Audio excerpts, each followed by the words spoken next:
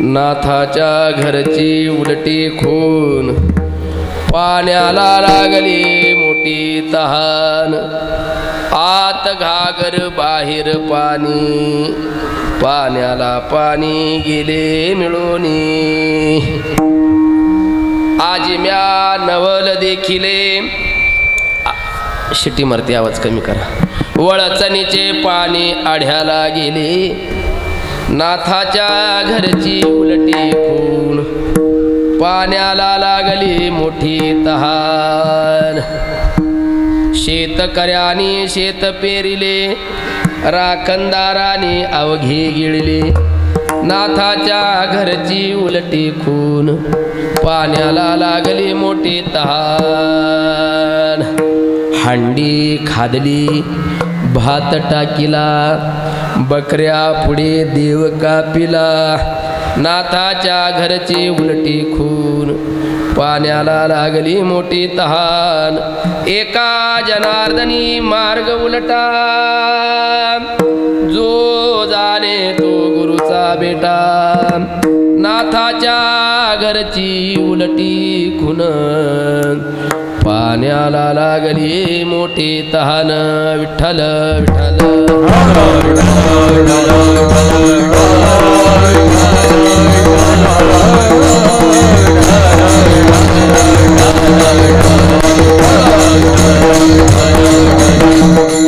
रंगा ये वो ये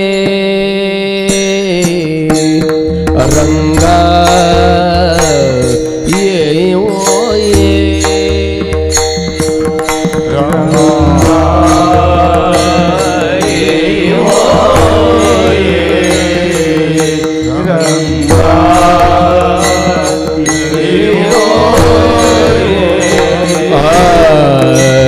रंगा ये वो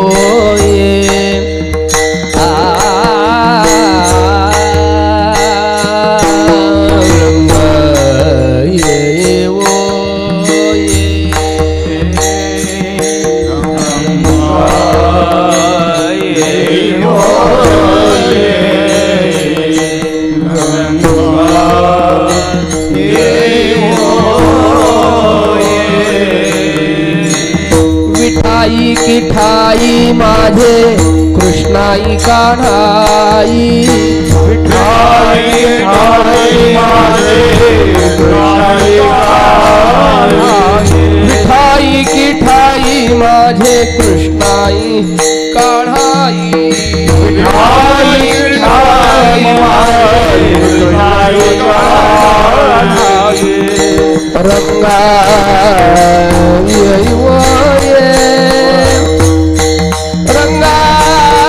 ये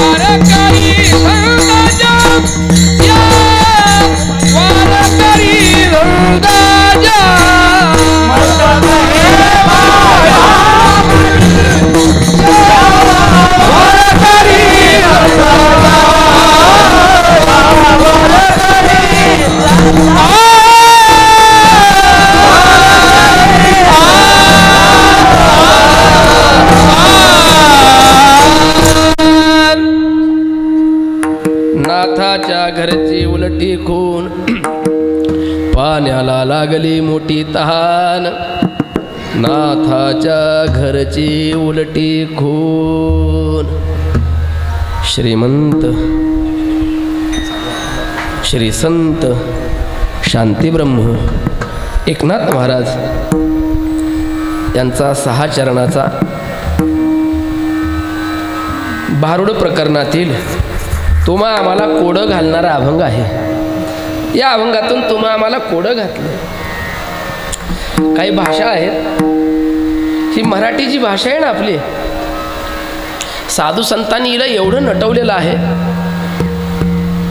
जशी पावसाळ्यामध्ये वसुंधरा म्हणजे पृथ्वी माता नटून थटून आहे सध्या. आता कशी दिसते पहा. इकडं आलो, वातावरण फार सुंदर महाराज. डोंगर, वरचं पाणी, धबधबे वाहताना पाहताना किती मनाला प्रसन्न वाटतं. ही हिरवीगार झाडी, ही लता, ही वेली जशी पावसाळ्यामध्ये शोभून दिसतात, तसं साधू संतांनी मराठी भाषा अशी काय फुलवली महाराज. मराठी भाषेमध्ये व्याकरण नावाचा प्रकार आहे. त्या व्याकरणामध्ये अलंकार एक प्रकार आहे. त्या अलंकारामध्ये जसं सोन्याचा दगड, जरा आवाज कमी करा, हाणून घेतो, साधं ठेवा, विको देऊ नका. मी साधा वारकरी कीर्तन कराय, मला म्हणजे काय मोठा अभ्यास वगैरे काही नाही आहे. आता कसं काय तारीख मिळाली कोणाला माहिती. असो, सोन्याचा दगड आहे. सोन्याचा दगड त्याला छिद्र पाडून जर गळ्यात घातलं तर लय चांगलं दिसतं, दिसेल का? मग त्याचे पैलू पाडून त्याचे अलंकार बनवल्यानंतर मग त्या दागिन्याला शोभा येते. सोन्याचा आहे होते, दगड जरी झाला तर सोन्याचा आहे. तसं साधू संतांनी या मराठी वाङ्मयाला असं काय नटवलेलं आहे. अनेक प्रकारचे नवरसी भरवी सागरू करी उचित रत्नाची आगरू. नवरस ह्यात भरलेले आहे. तसं हा अभंग त्यातलाच आहे. कोड्यात्मक बोलणं म्हणजे कसं, भाषा सोपी आहे, अर्थ मात्र अवघड आहे. काही काही अर्थ अवघड आहे, भाषा सोपी आहे. काही काही अभंग भाषा अवघड आहे, अर्थ सोपा आहे. असे अनेक आपल्याला पाहायला मिळतात. भाषा सोपी, अर्थ सोपा. एकदम भाषा सोपी, अर्थ देखील सोपा आहे. ठेविले अनंती, बोला बोला बोला. हे प्रमाण पाठ नाही अशी व्यक्ती आपल्याला कमीत कमी कुठे या मंडपात तरी पाहायला मिळणार. ठेविले अनंती, पुढं बोला. हा अभंग ते जाऊ द्या, डोळ्याला त्रास व्हायला जाऊ द्या तिकडे. मोकळं मला बोलता येतं व नका, मला मोकळं बोलू द्या. ते बंद, ते मग कसं असतंय ते फार अवघड. मग मला मोकळं बोलू द्या.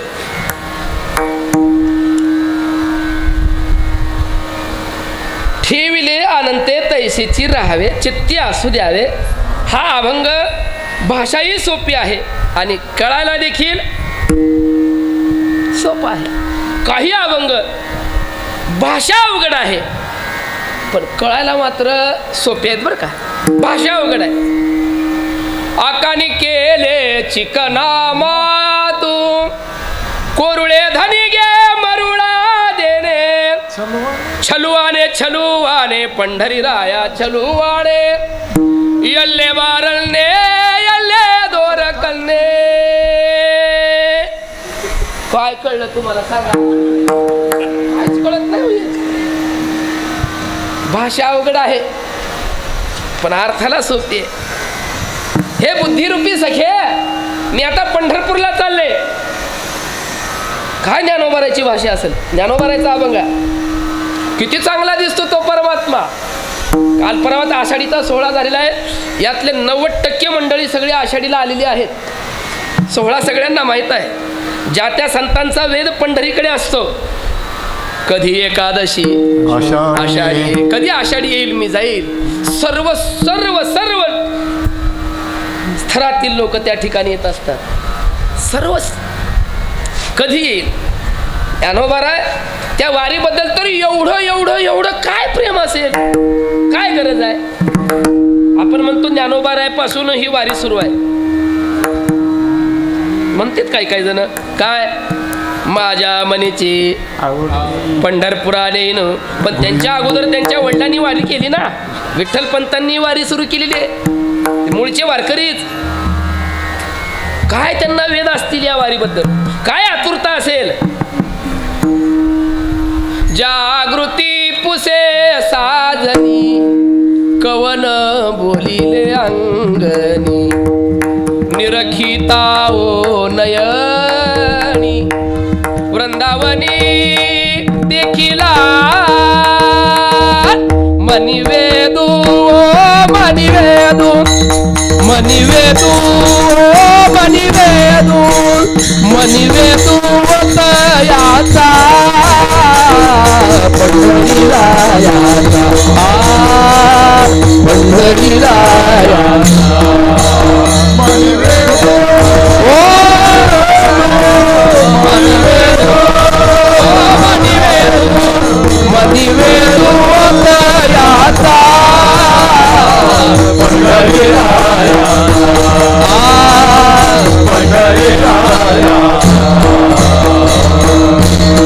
मला सांगायचंय भाषा अवघड आहे पण अर्थाला मात्र काही अभंग सोपे आहेत सोपे आहेत मला जरा सांभाळून घ्या कारण का नुकतीच आषाढी वारी पार पाडली जवळजवळ 15-20 दिवस जास्त दिवस होऊन गेलेले आहेत तिला तरी पण पंढरपूरकर अजून समाधानी नाही आहेत कारण का तुम्ही आलात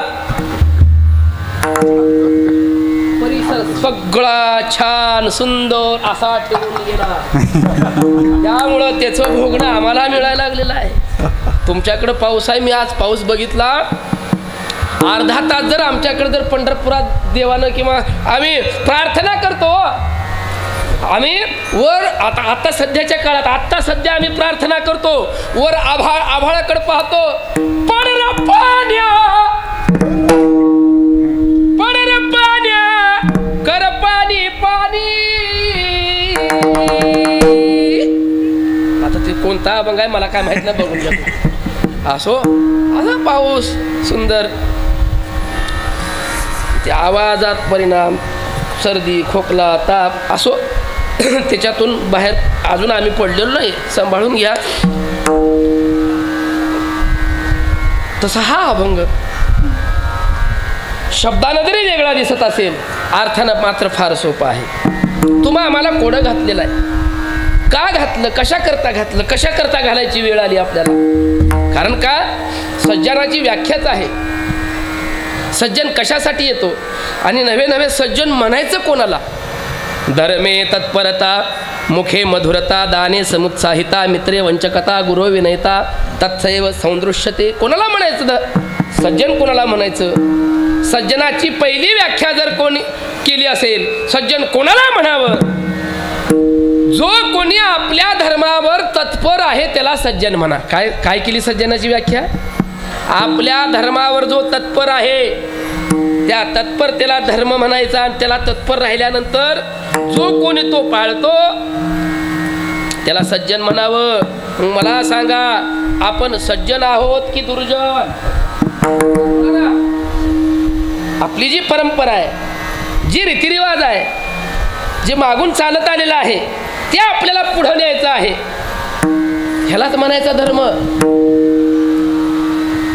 आदरणीय आमचे मोहनजी दादा यांनी बोलता बोलता फार विषय चांगला निघालेला आहे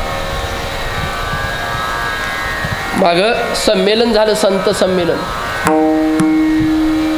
बरेचसे महाराष्ट्रातील कीर्तनकार मंडळी महाराज मंडळी संत साधू पुरुष आलेले होते त्यात एकच विषय निघाला की धर्मावर आपापल्या तत्पर राहिलं पाहिजे फार अवघड झालेलं आहे किती अवघड झालेलं आहे हे सगळ्यांना माहीत असलं तरी आपण मूग गिळून गप बसतो गप बसायचं आपल्या ताकद आहे महाराज निज धर्म हा चोकडा नाम उच्चारू घडघडा हो नाम उच्चारू घडघडा म्हणजे त्या अधर्म जिथं होत असेल तिथं आपण सामोरं जायला पाहिजे नाम उच्चारू घडघडा भुक्ती मुक्तीच्या संगडा हा भवसिंधू तारक त्याला म्हणायचं धर्मे तत्परता आणि संत महात्मे धर्म जागृत ठेवण्यासाठी या ठिकाणी आलेले आहेत इकडं लक्ष द्या जो जगतो त्याचं नाव आहे जीव ऐका जो जगतो त्याचं नाव आहे जीव जो जगवतो त्याचं नाव आहे देव आणि जे जागवतात त्यांचं नाव आहे संत विठ्ठल विठ्ठल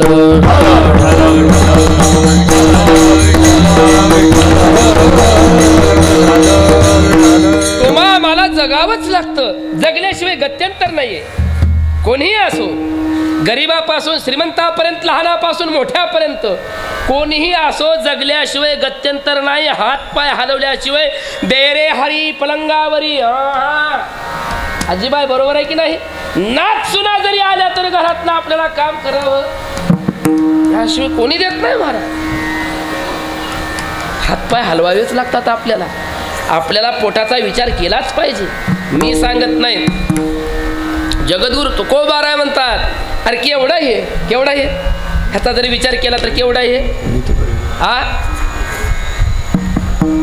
वितभर पोटासाठी, वितभर पोटासाठी, वितभर पोटासाठी, वितभर पोटासाठी, इतभर पोटासाठी, इतभर पोटासाठी, इतभर पोटासाठी, इतभर पोटासाठी, पायवडी आटा आटी,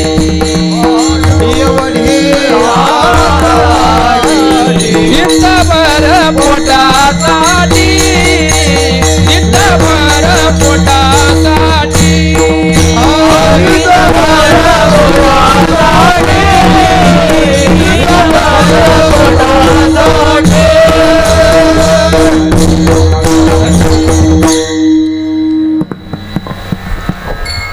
ह्या जुन्या चालीत, ह्या जुन्या चालीचा ठेवा आम्ही जतन केलेला आहे. गुरुवारी आदरणीय तात्या असो, आमचे केशव महाराज नामदास असो, गुरुवारी चैतन्य महाराज, शेखर महाराज यांच्या सहवासात राहून पिक्चरची चाल अजून येऊ दिली नाही मी. आणि पिक्चरची जर चाल कोणी म्हणू लागलं तर त्याला मी अजिबात म्हणू देत नाही. भांडवल कमी आहे का आपल्याकडं? आपल्याकडे भांडवल कमी आहे काय? साधू संतांचं वाङ्मय कमी आहे काय? काय गरज आहे? आई माझी माहिती कळले का? कमी आहे काय? अरे हेच वाचणं होय ना, हे पाठ करणं होय ना आपल्याला. काकडा म्हणलं तर आपण वाकडा होतो आणि हे नको. गंमत अशी आहे. म्हणून सांप्रदायिक चाली हा ठेवा जतन झाला पाहिजे. हे देखील धर्माचं रक्षण आहे, लक्षात ठेवा. आज घुसखोरी झालेली आहे संप्रदायामध्ये. वाटलतंय तुम्हाला सर्व हे जे टाळकरी उभे आहेत ना, खरोखर साष्टांग दंडवत घालावा असा वाटतो. आणि घालणार मी कीर्तन झाल्यावर का? अरे काय भूषण आहे महाराज, आपल्या धर्माचं भूषण आहे. सर्व बाल कलाकारापासून, ह्या बाल वारकऱ्यापासून सगळी एका पोशाखात आहे. जोरदार टाळी वाजवा. धोतर, शर्ट, टोपी, या ठिकाणी जी टीप टाकली ना, मी पाहिली टीप, मला खूप आनंद वाटला. जो ज्याचा ड्रेस तो त्याचा ऍड्रेस झाला पाहिजे, लक्षात ठेवा. काय म्हणतो हा ऍड्रेस आहे. खूप चांगला. इकडं समाधान वाटलं आल्यानंतर. मी इकडे ह्या परिसरात पहिल्यांदा आलो, तिकडं पलीकडे आलो होतो. समाधान वाटतं पाहिल्यानंतर. मातले वैष्णव, मातले वैष्णव, नटती नाना छंदे, नटती नाना छंदे,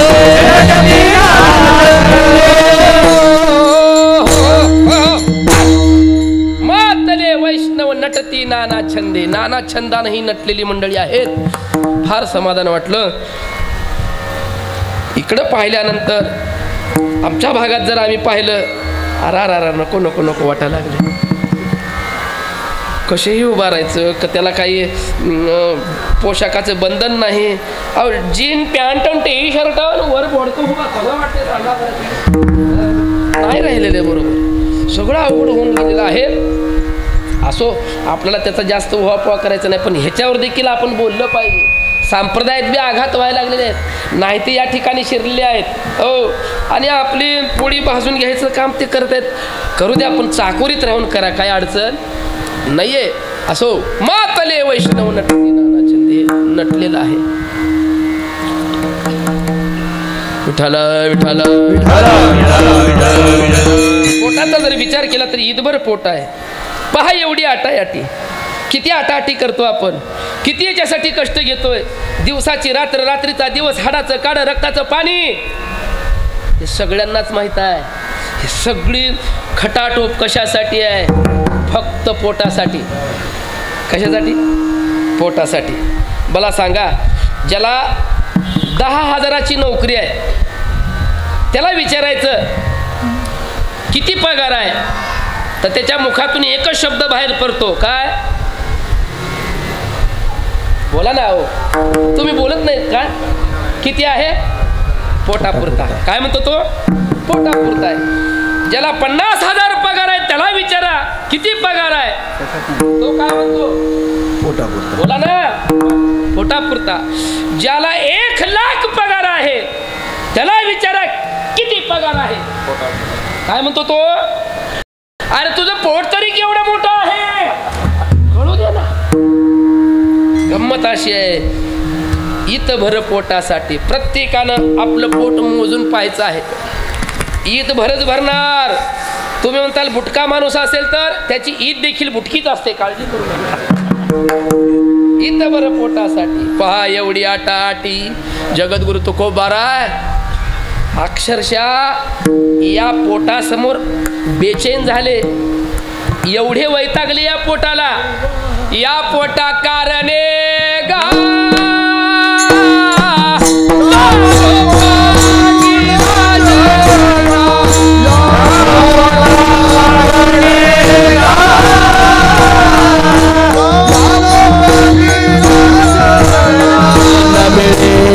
दाता कोणी